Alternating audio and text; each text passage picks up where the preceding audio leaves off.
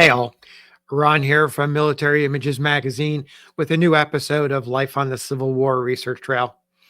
I recently added this Civil War era image to my collection because I was drawn to the uncommon subject matter.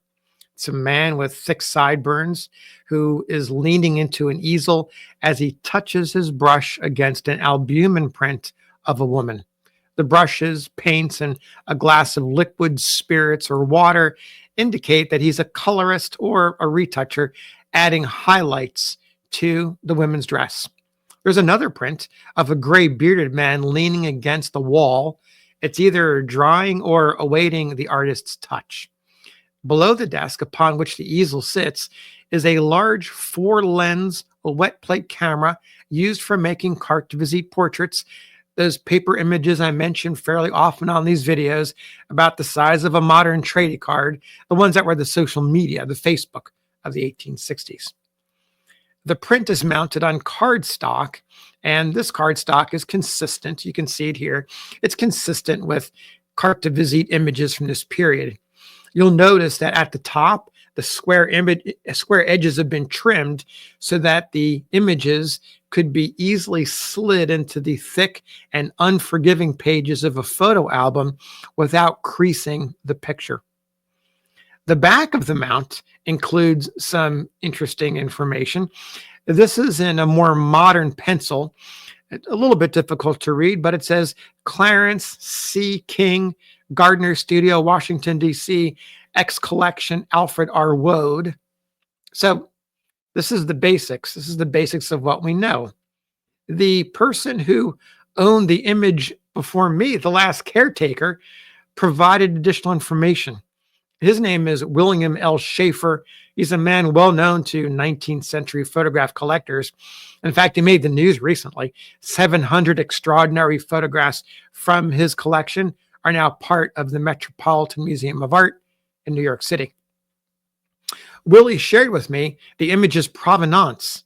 It started out from noted Civil War artist Alfred R. Woad to collector and dealer George R. Rinehart to a New York City and fine photographic dealer named Alan Weiner, and then acquired by Willie about 1985.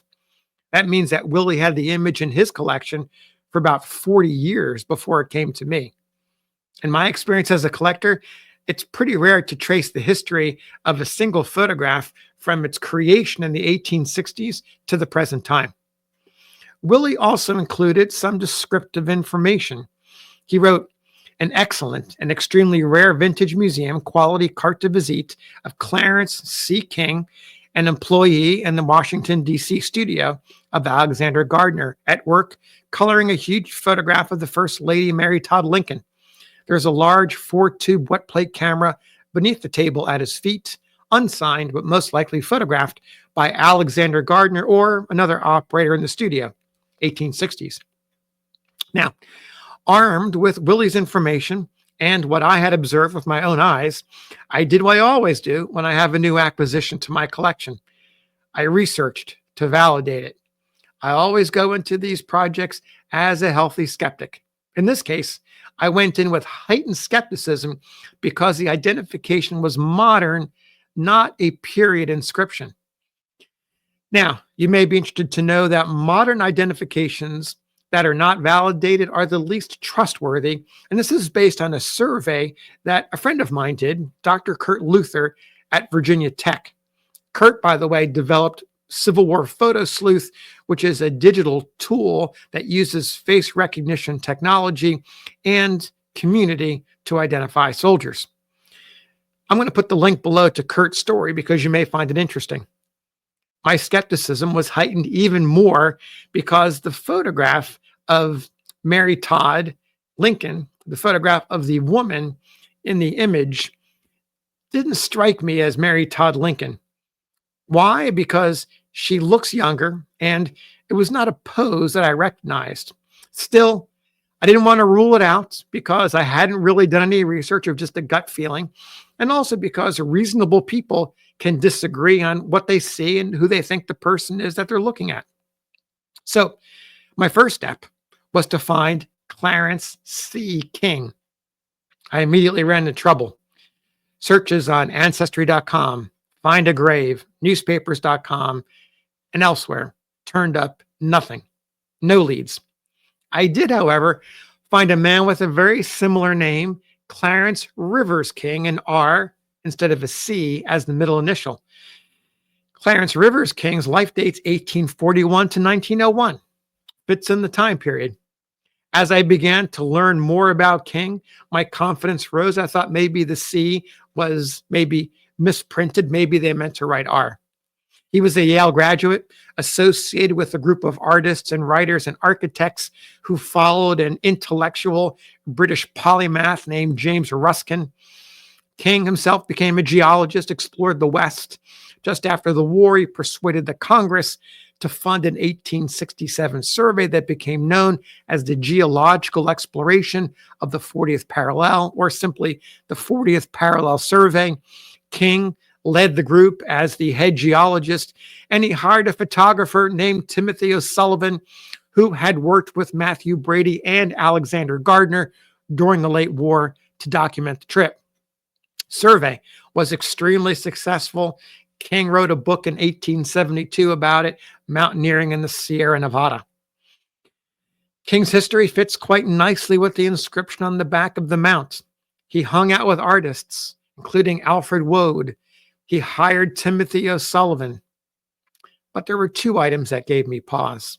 First, why would King, the geologist, pose as a colorist? And then there was an even more important consideration. The photograph of Charles Rivers King, he's here on the right. It just doesn't resemble the colorist on the left. I had hit a dead end. And then serendipity. A few days later, I contacted Military Images senior editor Buck Zeidel on a completely different subject around wartime images of wounded soldiers and sailors. It's part of a project we're working on together. As the conversations wrapped up, we do what we always do. We swap stories about our latest acquisitions. We're both collectors, and we've been at it for a long time. When my turn came, I described this image of the colorist and gave an in-depth description, and I also explained that my research had stalled. Buck surprised me. He said, I think I have a copy of that image, and I'm quite sure that the name on the back is not Clarence King. Now, I sent him a phone pic just to be sure we were talking about the same image. Turns out we were. He responded with an image of the front, which showed the colorist at work. He also included the back of the image. And the back of the image, to me, was thrilling. There's a name on the back. With best regards, Clarence I. Tinge, not Clarence C. King. Somewhere there was a mistake made on the last name. Thanks to Buck, I now had an airtight identification of our colorist. The uniqueness of the surname made researching his life relatively easy. Tinge, his life dates are 1835 to 1900, was one of a dozen children born in America to a wealthy Dutch immigrant of the Jewish faith. They had hailed from a multi-talented family who excelled in the arts. Tinge's eldest brother, Henry St. Clair, Harry Tinge, acted on the stage with the Booth family, Edward Forrest, Charlotte Cushman, and others. Another older brother, Charles Dennis Tinge, became a Shakespearean scholar, well known on New York's literary scene. And then there's more. A cousin, Rosetta Rose Tinge, was one of the most popular American actors of the day, touring major cities. President Abraham Lincoln numbered among her legion of fans. Goes on and on and on. Tinge followed another older brother named Saul Tinge Jr. in pursuit of a career as an artist. Saul became a staff artist at Frank Leslie's illustrated newspaper, where he mentored a young up-and-coming artist that I know you all know, Thomas Nast. Saul also contributed to Harper's Weekly, where he befriended Alfred and William Woad, the illustrator Alfred Woad. Saul illustrated a bunch of books for prominent authors. I'll share one with you. This is for Charles Dickens. He also worked for Louisa May Alcott, Oliver Wendell Holmes, James Russell Lowell, John Greenleaf Whittier, and others and others and others. In fact, Eitinge and Saul worked together as lithographers in the 1850s, the early 1850s. One of Eitinge's early works that I found was created in 1853 when Eitinge was only 18 years old. It's a lithograph of New York City's Park Row, and you'll find it in the collection of the Museum of the City of New York. Apparently, the Eitinge boys were also gamblers. A fellow illustrator, Thomas Gunn, had this to say, quote, "Clarence Eitinge has followed in the track of more than one of his brothers and gets his living at the gaming table," end quote. Maybe some professional jealousy, maybe some reality, but there it is. Eitinge's career path makes a turn when the Civil War begins. In 1862, he relocates to Washington, D.C., joins the administration of Abraham Lincoln as a clerk in William Henry Seward's Department of State. In this position, according to a news report, he became, quote, "well known and appreciated for his gentlemanly character and scholarly attainments," end quote. Eitinge was of military age, but he was exempted of war service due to a physical disability. This was reported in a Washington, D.C. newspaper, but I was not able to find any record of what the actual disability was. Now, meanwhile, as Eitinge clerked in the State Department, President Lincoln signed into law an act to encourage immigration. The act was signed into law on July 4th, Independence Day of 1864. It defended the rights of immigrants and sought to facilitate lawful immigration, especially by skilled European workers, to fill the void left by Union soldiers in the Army or those who had died in its service. The act marked the first federal immigration law in the country, according to one scholar. Eitinge transferred to the new Immigration Bureau before the end of 1864, possibly one of the first employees in this new bureau. A year later, Eitinge became Secretary of the United States Legation at Lima, Peru. He served in this capacity until March of 1867, when he then resigned, returned to Washington, and continued to work in the State Department until the administration of President Ulysses S. Grant took office on March 4th, 1869. Thus ended Eitinge's career in the arts of diplomacy. Eitinge returned to New York City and got back into the arts, opening a design business, which included decorating event spaces.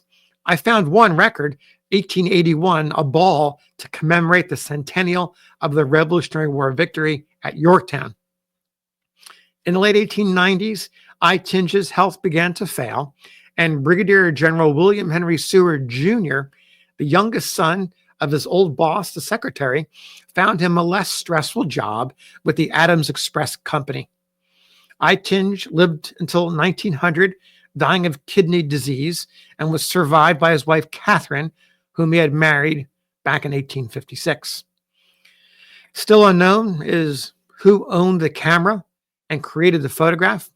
The body of evidence points to Alexander Gardner, with Willie Schaefer had written in his original description. Alexander Gardner, a friend of Eitinge's brother Saul, but we can't say with certainty that it was in fact Gardner's studio.